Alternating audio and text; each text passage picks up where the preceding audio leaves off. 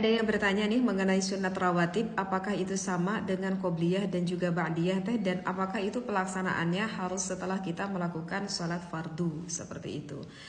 Oke, kakak, kalau kita berbicara dari katanya, rawatib itu diambil dari kata rotaba ya, yang artinya itu kan beriringan.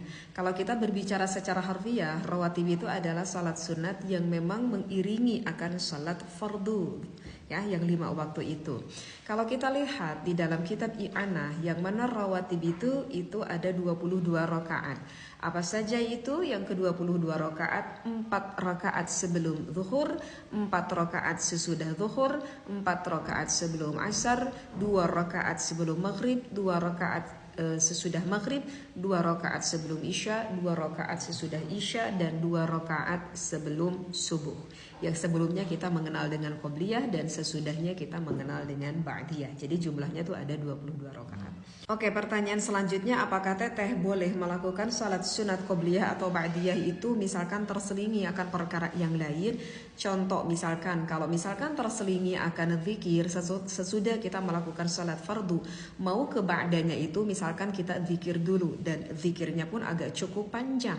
Apakah itu masih tetap mendapatkan keutamaan? Iya, itu hukumnya masih syah dan masih tetap mendapatkan keutamaan meskipun terselingi oleh zikir seperti itu. Dan sholat rawatib ini memang sifatnya termasuk kepada sunat yang mu'aqqad. Artinya mu'aqqad itu yang memiliki waktunya sendiri seperti itu.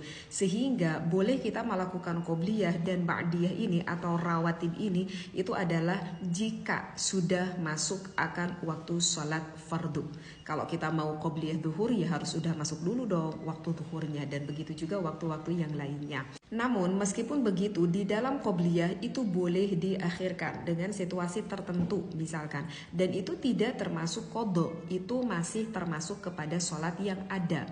Contohnya gini nih, misalkan bapak tuh mau berjamaah sholat fardu zuhur. Ketika bapak di ke masjid ketika sudah ada yang berjamaah, kemudian bapak tuh berpikir, kalau aku qobla dulu aku takut kehilangan berjamaah fardu zuhur ini, maka bapak itu nggak apa-apa, bapak langsung aja ikut berjamaah fardu zuhur seperti itu. Nah, udah beres bapak melakukan berjamaah fardu zuhur, aduh tadi aku nggak sempat qobla dulu nih, apakah bisa dilakukan qobla ini setelah fardu zuhur? Dengan kejadian seperti ini, maka ini boleh dilakukan qobla, setelah qobla baru ba'da. Dan ini tidak termasuk qadha, ini masih termasuk ada. Ya, dan ini penjelasannya juga kelanjutannya ada di dalam kitab I'anah. Adapun untuk melakukan yang ba'diyah, ya barusan kan contohnya yang qobliyah. Adapun kalau melakukan yang ba'diyah ya